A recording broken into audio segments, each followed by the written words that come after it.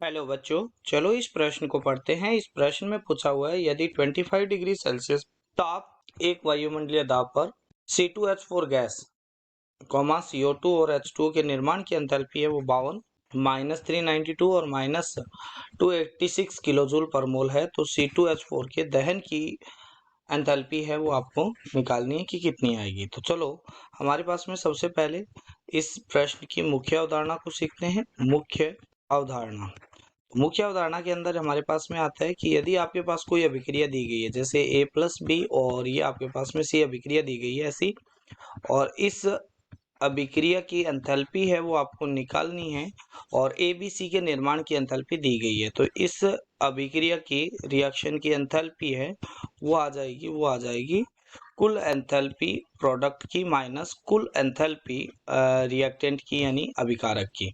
तो यहाँ पर उत्पाद है वो C है, तो यहाँ पर आ जाएगा निर्माण की ऊष्मा C की, और माइनस कर देंगे निर्माण की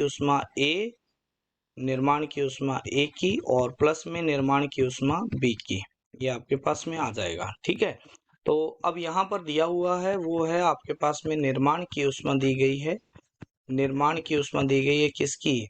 C2H4 की दी गई है, वो दी गई है 52 किलोजूल पर मोल दी गई है, और निर्माण की ऊष्मा CO2 की भी दी हुई है, वो दी हुई है आपके पास में -394 ये दी गई है, -394 किलोजूल पर मोल दी गई है, और निर्माण की ऊष्मा आपके पास में दी गई है H2O लिक्विड की, जो आपके पास में है -286 किलोजूल पर मोल।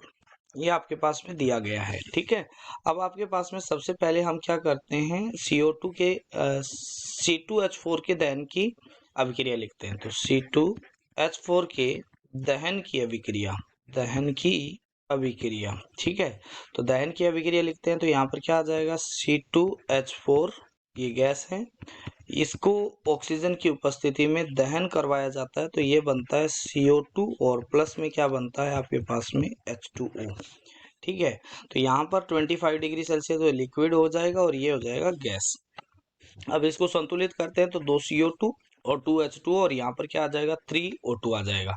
तो इस अभिक्रिया की अगर एंथैल्पी निकालनी होगी तो वो आ जाएगी आपके पास में निर्माण की एंथैल्पी H2O की, और इंटू 2 कर देंगे क्योंकि उसके 2 मोल है, और प्लस में क्या आ जाएगा 2 इंटू में निर्माण की एंथैल्पी CO2 की, और माइनस कर देंगे निर्माण की एंथैल्पी C2H4 की, और माइनस कर देंगे 3 इंटू निर्माण की एंथैल्पी O2 की, ठीक है। ये आपके पास में आ गया निर्माण की एंथैल्पी O2 की, निर्माण की एंथैल्पी O2 की है यहाँ पर, ठीक है। तो अब यहाँ पर इनका मान रख देते हैं जो आपके पास में दिया गया है। निर्माण की एंथैल्पी O2 की अगर निकालते हैं तो वो क्या आती है, 0 आती है, क्योंकि ये क्या है, ऑक्सीजन का सबसे स्थायी रूप है, ठीक है। तो यहाँ पर इसका मान रख देते हैं 2 इंटू में जो निर्माण की एंथैल्पी है H2O की, वो दी हुई है -286, और प्लस में 2 इंटू में अगर आपके पास में CO2 की निर्माण की एंथैल्पी देखी जाए तो वो है -394,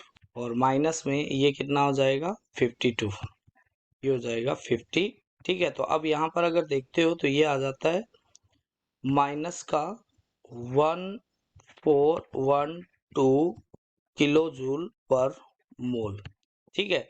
तो ये इस अभिक्रिया की क्या आ जाती है, एंथैल्पी आ जाती है, ठीक है। तो ये अभिक्रिया की एंथैल्पी आपके पास में आ गई है, जो आपके पास में दिया गया है ऑप्शन बी के अंदर। तो B is the correct answer.